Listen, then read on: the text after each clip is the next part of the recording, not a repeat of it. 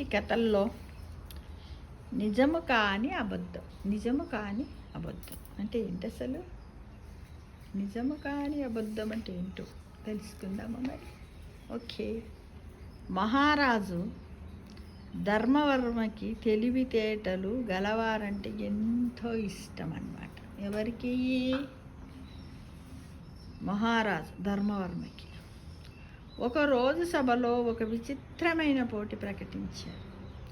ఎవరైతే నిజము కాని అబద్ధము చెబుతారో వారికి బంగారు మామిడి పళ్ళతో నిండిన బుట్టను బహుమతిగా ఇస్తానని ప్రకటించారు. ఎవరు? ధర్మవర్మ మహారాజు. మహారాజు ప్రకటన విన్న ప్రజలు ఆశ్చర్యపోయారు. నిజము కాని అబద్ధం ఏంటి? నిజము కాని అబద్ధం కూడా ఉంటుందా అని ఆశ్చర్యపోయారు.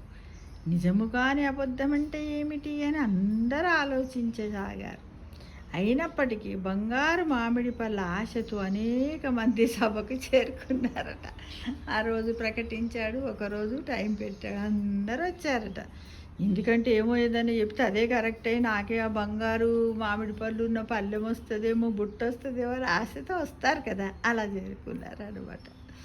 మొదట ఒక వ్యాపారి లేచి, మహారాజా, నేను ఒక్క రోజులో సముద్రంలోని నీళ్ళన్నీ తాగేశాను అన్నాడట. రాజు నవ్వి, అది స్పష్టమైన అబద్ధం, ఇందులో నిజమేమీ లేదు అన్నాడట రాజు. తర్వాత ఒక రైతు లేచి, నా పొలములో బంగారం పండుతుంది అన్నాడు. రాజు అది కూడా అబద్ధమే అంటూ తిరస్కరించాడు.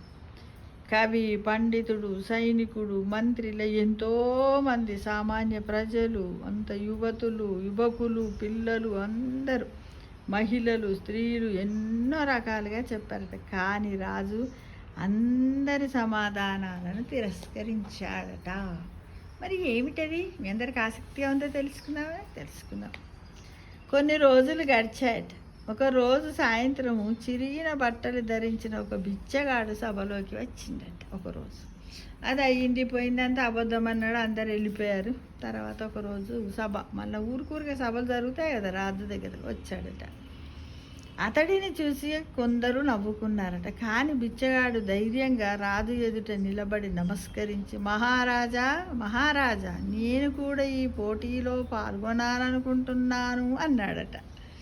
అయితే అట్లా రాజు 2-3 పెట్టిండు. ఒకరోజు సాయంత్రం పూట కూడా ఇలా సభ ఏర్పాటు చేసి ఇంకెవరైనా చెప్తారా అన్నప్పుడు ఆ సభలోకి చినిగిన బట్టలతో ఉన్న బిచ్చగాడు వచ్చిండు అనమాట.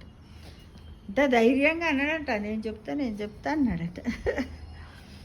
అన్నాడంట. సరే చెప్పు అని రాజు అవకాశం ఇచ్చాడు. రాజు పేరేంటి ఇక్కడ?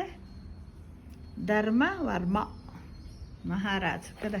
మధ్యలో ఎందుకు అడుగుతున్నానంటే, ఈ మధ్యకాలంలో అందరికీ మతిమరుపు ఎక్కువ ఉంటుంది కదా, ఆ మతిమరుపు పోకుండా ఉండడానికి అడుగుతూ ఉండారన్నమాట. బిచ్చగాడు చిరునవ్వుతో, మహారాజా, గత ఏడాది నేను మీకు 1000 బంగారు నాణేలు అప్పుగా ఇచ్చాను, వాటిని మీరు ఇప్పటికీ తిరిగి ఇవ్వలేదు అన్నాడట. ఎవరు? ఆ బిచ్చగాడు. రాజు ఒక్కసారిగా ఆశ్చర్యపోయాట. ఆ మాట నిజమని ఒప్పుకుంటే తాను బిచ్చగాడికి 1000 బంగారు నాణాలు ఇవ్వాల్సి వస్తుంది. అబద్ధమని చెబితే బిచ్చగాడు చెప్పింది నిజము కానీ అబద్ధం అవుతుంది. అప్పుడు పోటీ ప్రకారము అతనికి బంగారు మామిడి పళ్ళు ఇవ్వాల్సి వస్తుంది అని మనస్సులో అనుకున్నాడట మహారాజు అయినటువంటి ధర్మవర్మ. కాసేపు ఆలోచించి బిచ్చగాడి తెలివిని మెచ్చుకుంటూ, నీవు చెప్పింది నిజము కాదు అంటే నీవు నిజము కాని అబద్ధము చెప్పినట్టే, ఈ పోటీలో నువ్వే విజేతవు అని ప్రకటించాడు.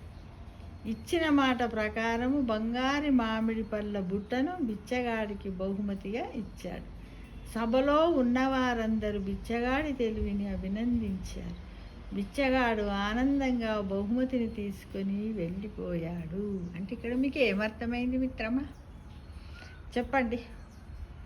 అంటే ఎప్పుడైనా ఎవరైనా మన ఒక క్వశ్చన్ అడిగినప్పుడు కొన్నిసార్లు ఆ ప్రశ్నలోనే జవాబు ఉంటుందని సమయస్ఫూర్తిగా అక్కడే మనము మన తెలివితేటలను ఉపయోగించి దానికి సంబంధించినటువంటి ప్రశ్నకు జవాబు చెప్పడం కానీ, ఆ పోటీలో పాల్గొనడంగా నేను ఎన్నో పుస్తకాలు చదివా, నాకేంటి అని విర్రవీక్కుంటూ పోయి అక్కడ కూర్చోవడం ముఖ్యం కాదు మిత్రమా.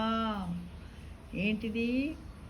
మన తెలివితేటలను ఉపయోగించి, సమయస్ఫూర్తిని ఉపయోగించి ఆ పోటీలో నేను ఎలా గెలవాలి, అక్కడ ఉన్నది ఏంటిది అని చుట్టుపక్కలన్నిటిని కూడా అబ్జర్వ్ చేస్తూ ధైర్యంగా క్వశ్చన్కి జవాబు చెప్పడము, దాని గురించి మనిషికి నేను గెలవాలి అనే తపము, సంకల్ప బలం రెండు ఉండాలి. ఆ రెండు కూడా ఇక్కడ ఎవరికి ఉన్నాయి?